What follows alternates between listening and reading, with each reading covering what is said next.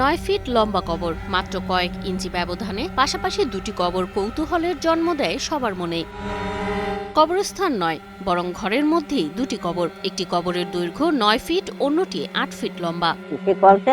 আমার ঘরের মধ্যে মাটি দেবা, সেই ঘরের মধ্যে মাটি দিছি, দিয়ে সেইভাবে আছে। আমি ঘর বন্যা করে গেছে, তারপরে আমি নেট দিয়ে গেট দিয়ে উপরে টিনের ছাউনি দিয়ে আমি রাখি। গ্রামের নিরিবিলি পরিবেশ, চারপাশে গাছপালা, মাটির পথ, আর সেই পথের মাঝেই লুকিয়ে আছে এক রহস্যময় গল্প। বাগেরহাটের কচুয়া উপজেলার এক প্রত্যন্ত গ্রাম। সেখানেই পাশাপাশি শায়িত আছেন এক আধ্যাত্মিক সাধক ও তার স্ত্রী। অনেক লম্বা ছিল, স্ত্রীও লম্বা ছিল, তার স্থানটাও সেই লম্বা। স্থানীয়দের কাছে তিনি পরিচিত আরিফ ডাকুয়া নামে। এই কবর আজও সকলের কাছে কৌতূহলের কেন্দ্র। তার নাম ছিল আরিফ ডাকুয়া, তার স্ত্রীর নাম আরেকজন বিবি। সে হচ্ছে ফকিরি করত।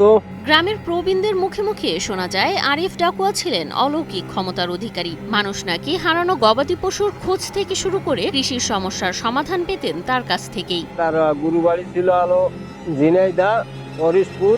সেইখানে সে 1 ঘন্টার ভিতর যেত, আবার সে 1 ঘন্টার ভিতর আসতো। তার কাছে 7টা পরী ছিল, এই দিয়া আসা যাওয়া করত। স্থানীয়রা জানান, হারানো জিনিস কোথায় পাওয়া যাবে, কিভাবে সমাধান হবে, সব নাকি জানতেন তিনি। মৃত্যুর বহু বছর পরও তার নাম ঘিরে রয়েছে বিশ্বাস আর রহস্য। খবরটা রাত্রে এনে কিন্তু রোজ রাত্রে সন্ধ্যের সময় আলো বাতি দিয়ে মানে ফাল্টু দিয়ে সাজতো। একসময় তার স্মরণে বসতো বড় দোয়া মাহফিল, ভিড় জমাতো দূর দূরান্তের মানুষ। আজ সেই আয়োজন নেই, তবে গল্পটা থেমে যায়নি। তার জন্য মেলা অনুষ্ঠান হতো, এখন আর অনুষ্ঠান করতে পারি না। আরিফ ডাকুয়া তিনি শুধু একজন মানুষ নন, তিনি এ গ্রামের বিশ্বাস, ইতিহাস আর এক রহস্যময় স্মৃতি।